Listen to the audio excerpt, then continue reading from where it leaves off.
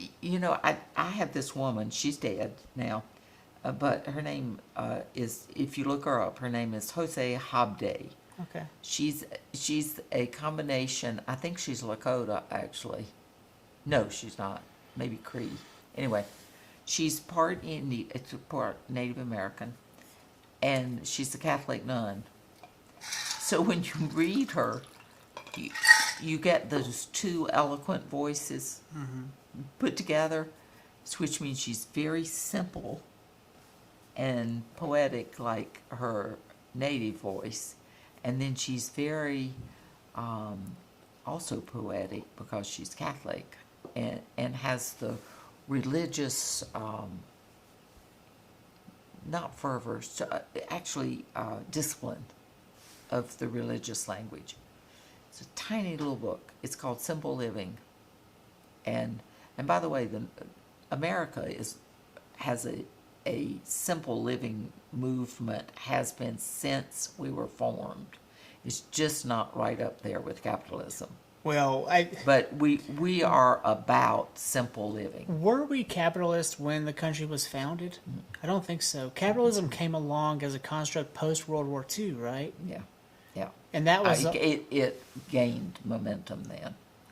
what were and we? so- We were a democratic. What were we called? We were called a. Republic. I mean, We were a, we've been a republic. We were a republic. What is the difference between a republic and a capitalist society? Well, a capitalist society runs on capitalism. What does a republic run on? Its people. Does it? Does a republic? I don't know the formal construct there. Does a republic run on the honor system? Yeah, and I don't think you can even much talk about it because we're such a young country. Yeah. We don't really know yet what capitalism is because we've only been in it about 100 years.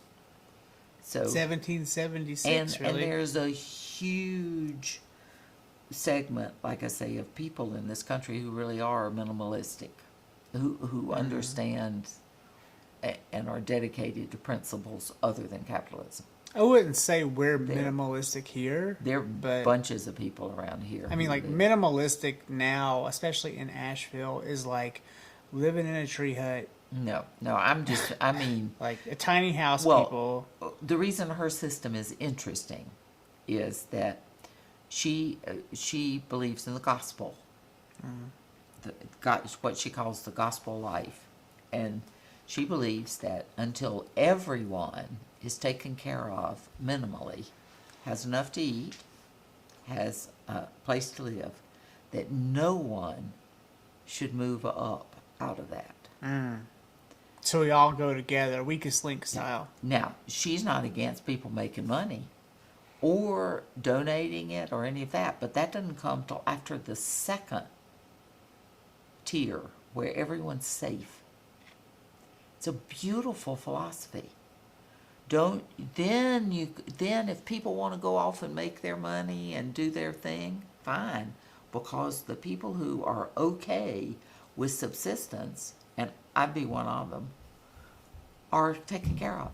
They have meaning, love, and purpose in their lives, and they're fine. They don't have to go steal to feed their children or whatever else comes in to do that. That's the question I had for like a lot of the black men who grew up without fathers because their fathers were either dead or in jail. Mm-hmm. Did their fathers commit crimes because they were degradants, or did they commit crimes trying to feed their family? I don't know, but you have to talk. I've ceased wondering about how I'm sure it's a mix. because I think black people in this country experience is so far beyond what we can understand that we can't talk about it Yeah, unless we're invited to, I know. because it's just we can't. Curiously, though, I would like to dive into that. You'd have to talk to black people about Oh, I have them lined up. Yep, right. Don't worry. Good. I've got Because- two next week. Excellent.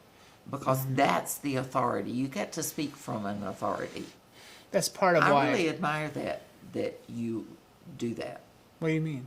Yeah, that you want points of view that aren't necessarily yours, Well, I don't.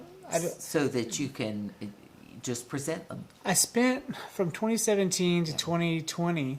That's what, almost 3.5 years. I was just listening to a bunch of different podcasts, and I have a few favorites.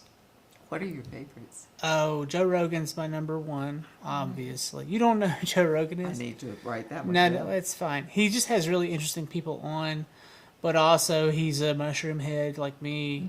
And I got into him because of the psychedelic conversations he was having. But then, he has certain things that I don't really care for. Like he talks about like martial arts a lot. I think it's cool, but I'm just not that type. Yeah. I burned out on wrestling when I was 17. I just couldn't do it anymore. But then I listened to Jordan Peterson, who's another scholar from Harvard at one point. He's so smart. And then I listened to his daughter, Michaela Peterson. I think I've heard She's of her. really great. She just started hers. But then Andrea listens to,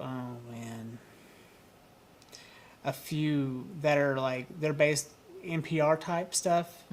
Some are New York Times, but they're spin-offs.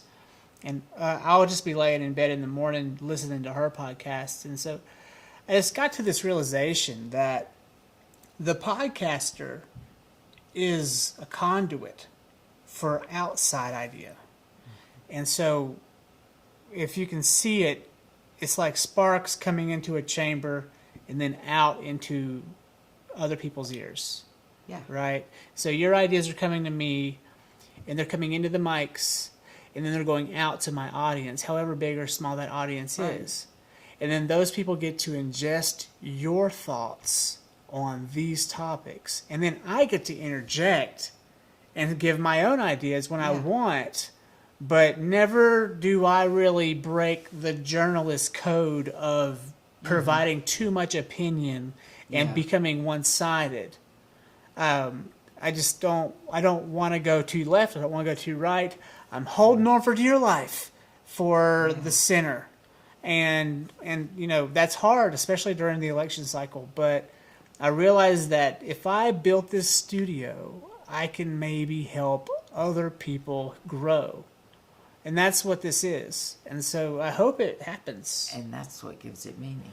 Yeah, that's my why. Is I want other people to come to me, because I have deep concerns and worries in my heart for things. I know. And I have deep questions about things. And so just last night or 2 nights ago, I had a very close friend of mine, Orlando Avalos, on, and he's a Mexican man. He's my age. We grew up together. Oh, wow. We know each other so well that I can just say whatever the hell I want to him, and it'll just wash over him, and he'll laugh, even if it sounds racist. And so I was asking him questions like, what do you think? What does the Mexican man think about Black Lives Matter? What does the Mexican does he think that white privilege exists? And he's like, yeah. And I'm like, okay, tell me. That's nice. I mean, it's corroborative. Yeah. Yeah. And so the thing I realized that I've gleaned over our social spectrum of all the different races in our country is the Mexicans don't really have much of a voice.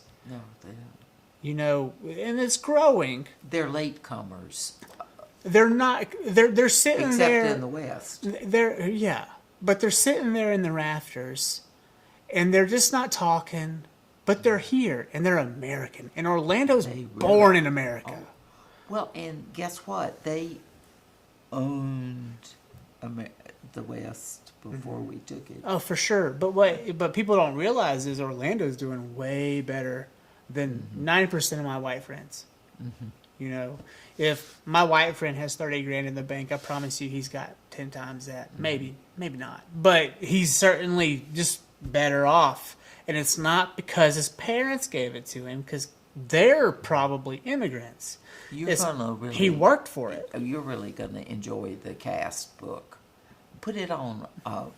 Listen to it. It's much easier. The book's long. What I'll try to do is I'll try to pull it up for the Because people that's- who are watching, yeah. and so that they can see it too. Because that's really, I mean, all this just fits in. Yeah, I will. I will do that. And it's useful to know that we are way more complex than we think.